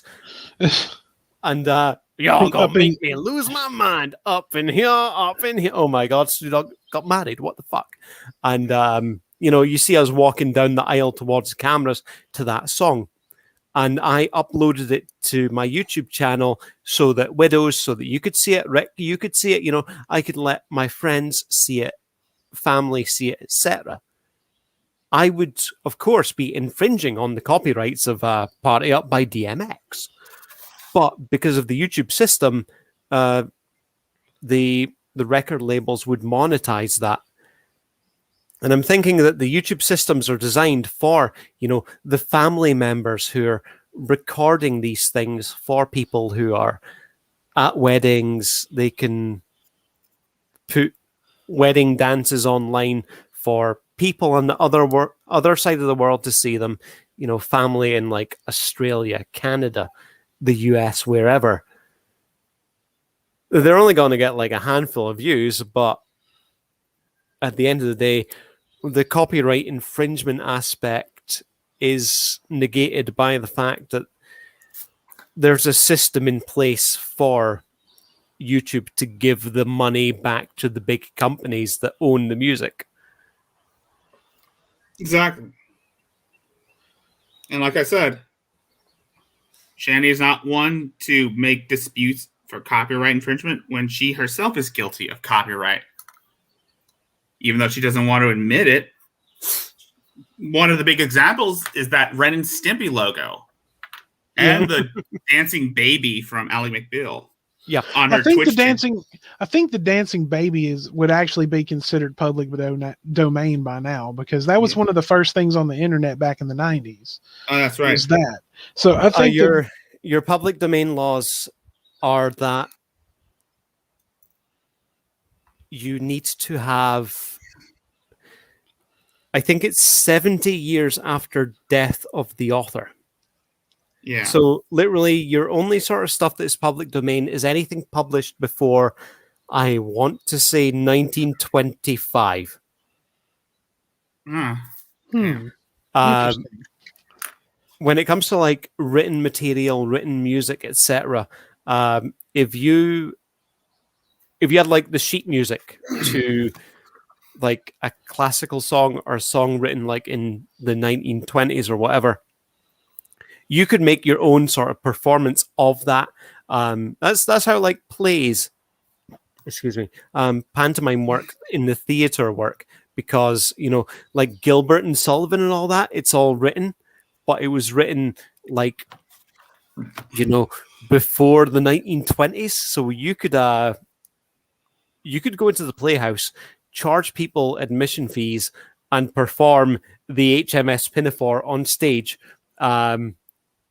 with other people, and you could charge people to come in, and you could profit off of that work because it was made before the 1920s. The one that I've been using right now, and I'm just going to come out with it. I'm not going to keep this a secret, but recently I bought A Christmas Carol by Charles Dickens with the intention on giving it a full dramatic reading for my Christmas special. I've been speaking to my artist for some art, and I'm going to read the book possibly in 3 parts. So the 23rd would be, the ghost of the past. The 24th would be the ghost of the present. Then the 25th, the ghost of Christmas future. But because the Christmas Carol was written such a long time ago, it's not in copyright anymore. It's public domain. Literally buying the book was the cost of the paper. So I've been using Edgar Allan Poe's work quite a bit for sort of dramatic readings because people seem to like my voice. I wouldn't be surprised. Well, guys, I think we're going to wrap it up a little early this week. No, man, I was just a way to like grab another little bit of juice for my vodka. Let's keep going, man. Let's go up to the full time. All right. Yeah, back to our streak. Stu Dog talked me into it. He twisted my fucking arm. You're harassing me. What? Why I'm won't you let me go? twisting your arm to keep your show going for the normal amount of time that it normally goes to. Yeah. Yeah, the It's like, cyber harassment. you wanted to slack off. You wanted to finish early. Jesus. Yeah. Well, fucking you know what? Christ, man. We have slack and floppage. So you I know. can't say that. Yeah, I can't say the same about Rev and his baby carrot. Hot damn. Hot damn! Can you say Sterno, you've been calling me out for like my. I wish that I'm not sure what it is, Sterno. You seem to be calling me out because I don't have an interest in feet. Like that. I'm Sterno, behave. Yeah. I wish that we could play that. My feet are only transportations that take me to the kitchen to get more juice for my vodka. And also, I'm going to put them into a new pair of pants. The US definition of pants, not the UK one. The UK definition of pants, I'm wearing boxer shorts. So I'm about to Those are put on pants. I'm about to put on a pair of jeans and then go to my kitchen and get some Apple Monster Nice. for my vodka. BRB. Nice. I wish we could play that music video on here. Which one? The what is it? The Lulz Cal anthem or whatever it is. Fuck you. Yeah. Yeah. Yeah. I wish we could play that on here. That right there, like when I come home in the mornings and I'm just laying there, like just trying to unwind before I go to sleep, I usually catch the Start of Drags stream, and if I'm gonna just like fall asleep watching it or whatever, that song is just like, it just kind of makes my morning a little bit. Oh my god. I couldn't get that song out of my head. That just every morning that just kind of, I sell it's barrels just like, for a well, the living. morning's complete now. I've heard the anthem, so I sell barrels for a living. Barrels for a living. I'm still trying to work on getting Hannibal and Monty to come join us sometime. Yeah. I still would really, really love to have them on. But no, your channel has been quite entertaining on the nights that I have to sit at work. I'm going to tell you. Oh, thank you. That means so much to me. When the meltdown happened, you know, that's why someone in the shadows sent you those videos, because I was just like, I wonder if I kind of wonder if he knows about this. So, Oh my god. did you That watch is- it before you went live? I caught a few glimpses of it on Frank's channel, but because I don't watch those types of videos without having to give my word for it, I don't usually. Because I like to have my say in this whole thing, and most of the times because I'm very passionate. I'm a very passionate person, and when it comes to Shani using defamation of character on people, you know, that kind of hits hard, because honestly, I like to explain this thing in a more psychological aspect of her, and I make comparisons to others like her, and sometimes I feel like my verse hasn't been heard, because I know everybody is jumping on it and everybody is talking about it, but I also want to give my 2 cents on it, Right. because it's funny as hell to see how a train wreck can go about, and then it's kind of like what the Shani cycle. 1 minute she's screaming out the top of her lungs, and then No, at the top of her loud. on the top of her loud, and then her and Jason argue, and then Jason acts like a complete petulant child, and then the next minute they're all trying to retcon everything and say that it was all performance art. I mean, honestly, that performance art shit is gonna wear out, and no one's gonna and people are going to catch on. You could say it's performance art or not, but then again, no one's that stupid. Right. Except for her and Shan. Except for those two. The thing with Shani is, like most lolcows, she doesn't understand how everyone thinks. She assumes that her lies will be believed even though they contradict actual facts and logic, actual evidence. She is clearly living in a world of her own. But that's the thing you see with people with narcissistic personality disorders, that these type of people, they live in a world of their own. And when some outside force threatens that means of comfort, they get defensive. They get reactionary. And they try to project onto other people. Right. For instance, when Shani accused you of not having a job and being a racist, that's her projecting herself onto you. Oh, absolutely. I mean, I grabbed that as soon as it left her mouth. I'm just like, okay, it's sad that you can't accept who you are. You know, it's sad that you can't have enough self-awareness to realize that you are consistently in the wrong. Exactly. But, so you choose to ignore it, you choose to project it onto other people, and you choose to just absolutely do everything in your power to make yourself look even more like the bad guy. You want to be YouTube there. I've heard, and I think I heard it. I don't remember where. I think it was on the Geek Room or somewhere. And it may have been. And someone said that there's a big difference between YouTube famous and YouTube infamous.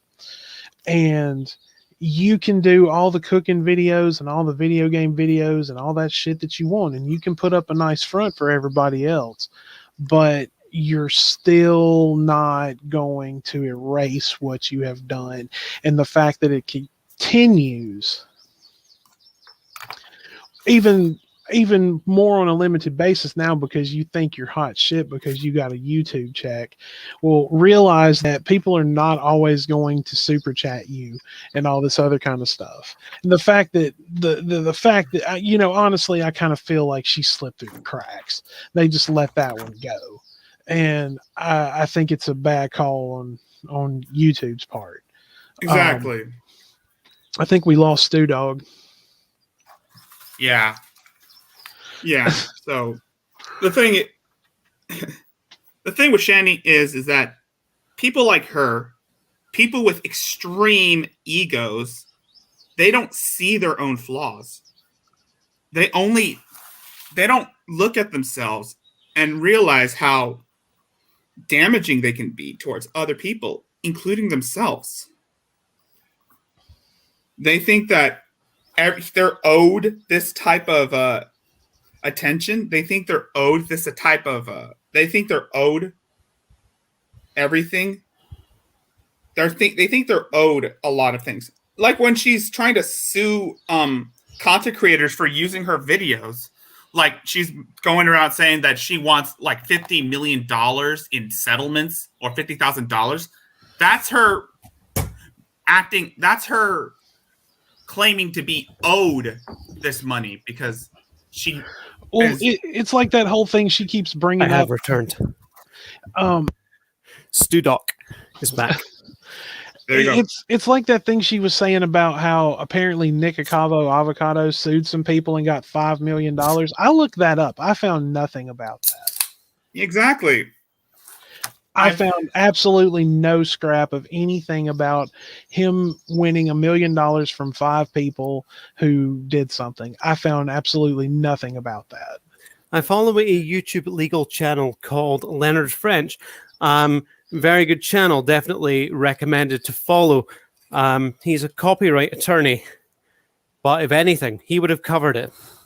Yeah. He's been covering a lot about the recent H3 issues with the Jake Paul fight. but he's been very much involved with a lot of the copyright issues on YouTube recently. I'll find a link for his channel and I'll put it in the description. And I'll Somebody send it should to you guys.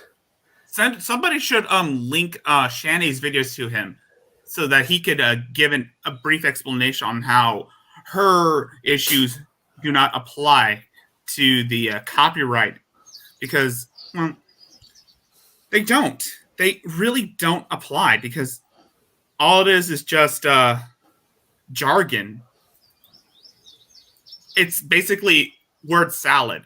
And again, it's mostly what she's doing is defamation, major defamation of character.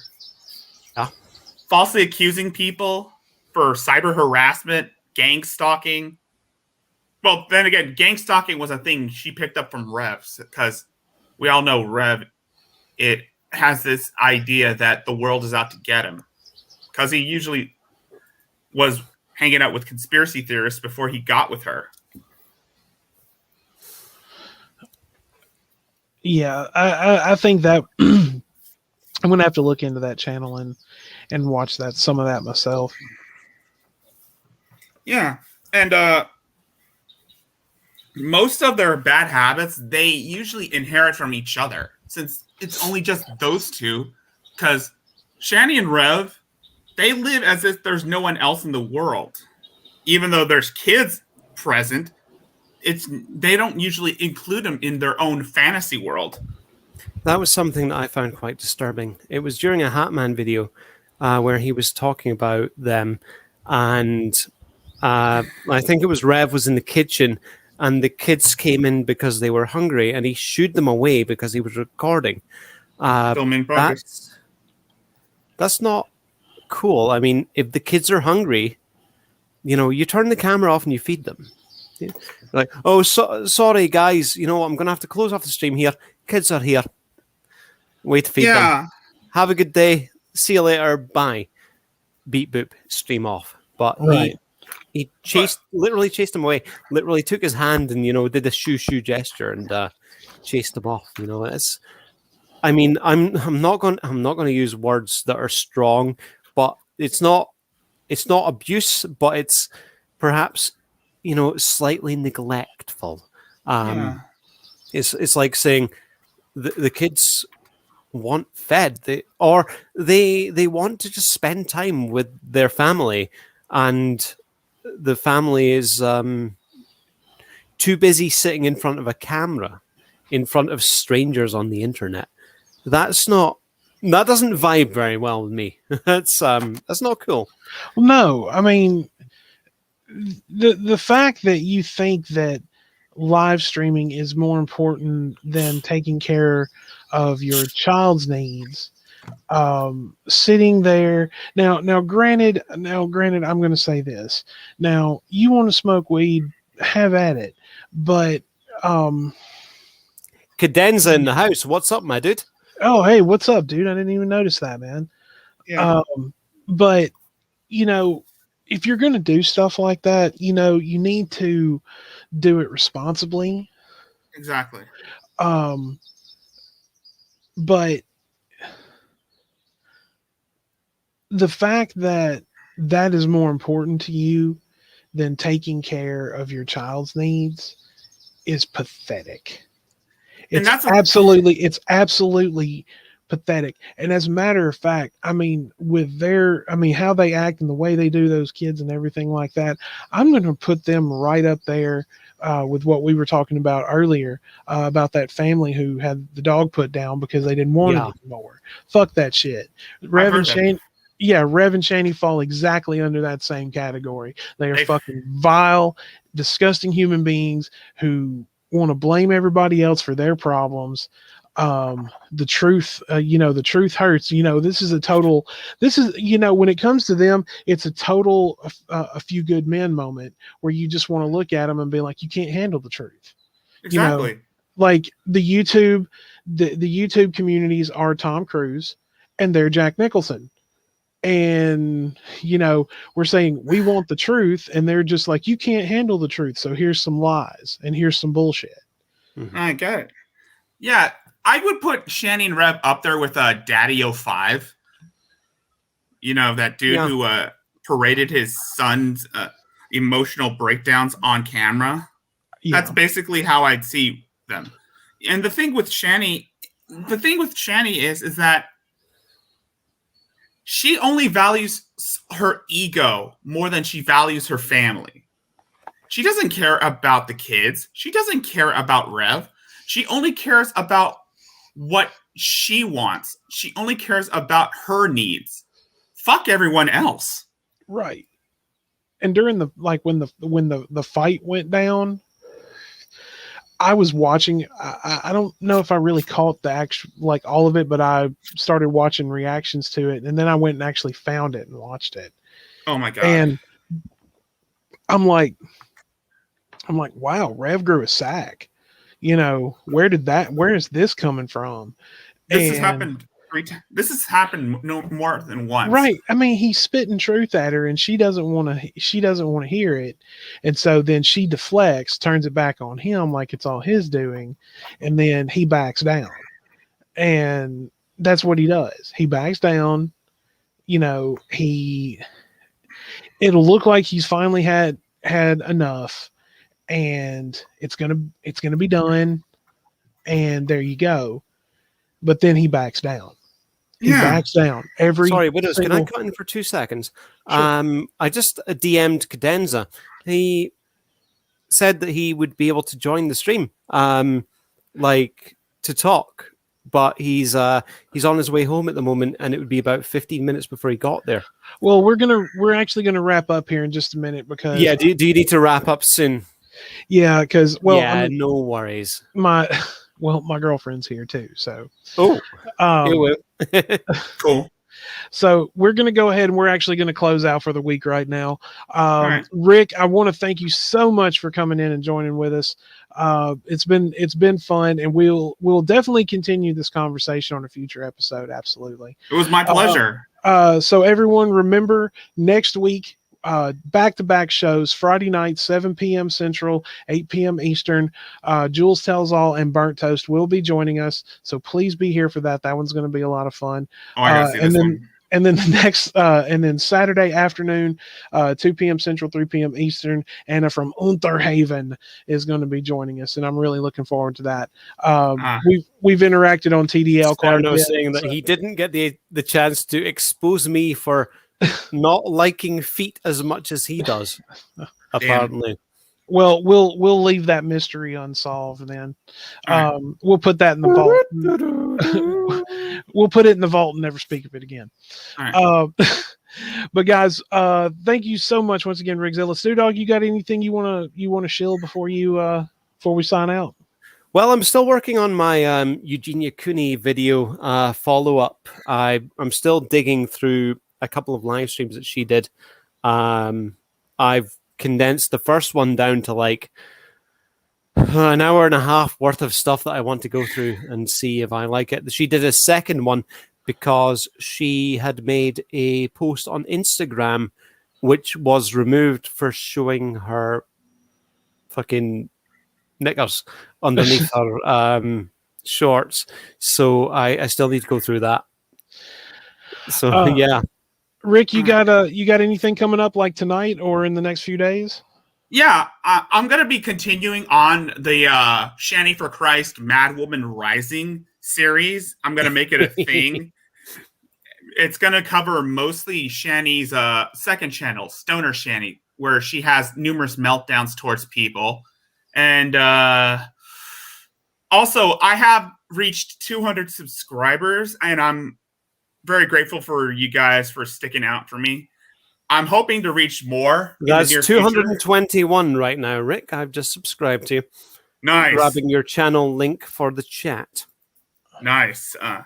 Yes. My goal is to get to 500, hopefully by summer, by the summer, and I pretty much that's mostly it.